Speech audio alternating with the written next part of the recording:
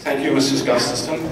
I'd like to thank the League for sponsoring this forum. I'd like to thank WMCR and PAC 99 for broadcasting it at a later time so more people can see it. The League asked me to speak for 5 minutes on the topic. If re-elected, what do I hope to accomplish as the mayor of Oneida? I don't need 5 minutes.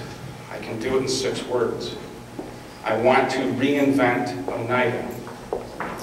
2 years as mayor has confirmed a lifetime of observing my hometown. Politics as usual is stifling us. As a song from my youth says, the times they are changing. The city of Oneida has changed with the times and will keep on changing, whether or not politics as usual wants it to.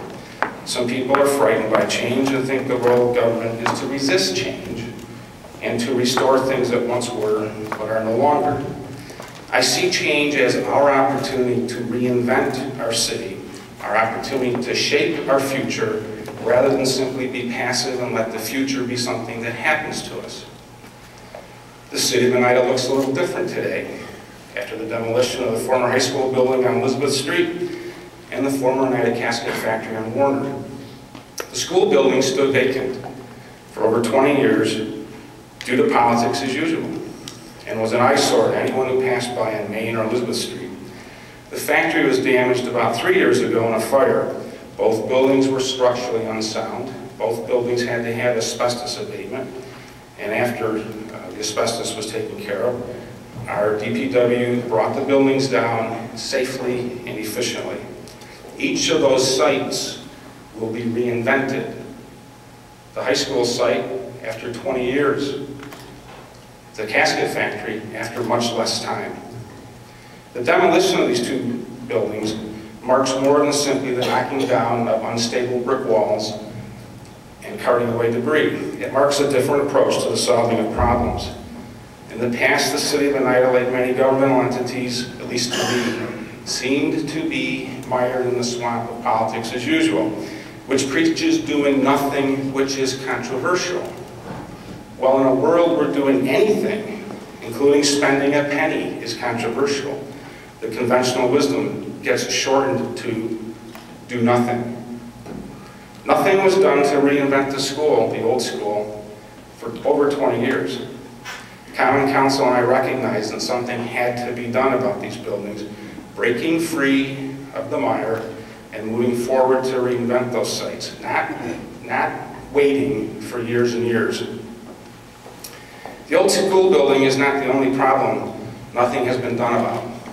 Spending more than we take in and draining the savings account, long-range water supply issues, insufficient space in City Hall, and economic development are 4 examples of where nothing concrete has been done. Promises have been made, money's been spent for studies, impressive plans have been written, but nothing effective has been done due to the usual political inertia.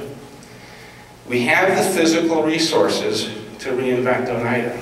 Affordable housing, commercial space, excellent healthcare providers and facilities, a good transportation system, ample water and wastewater facilities, fine schools and parks. Most importantly, we have the residents with the skill and the commitment necessary to reinvent our community the way we would like to see it move into the future.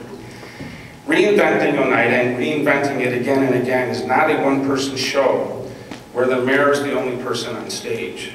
It is an ongoing process in which every resident of Oneida is empowered to participate.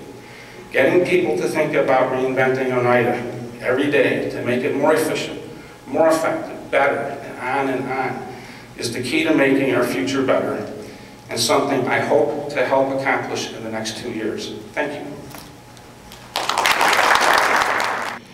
I'd also like to thank the League of Women Voters for sponsoring this and the Kellett Theater for hosting it. If elected, the first thing I will do is bring together all the groups that are working for the good of the city, but working in different directions.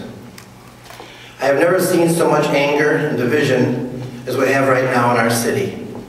Unfortunately, we do not have the leadership that we need right now coming out of the mayor's office to pull this together.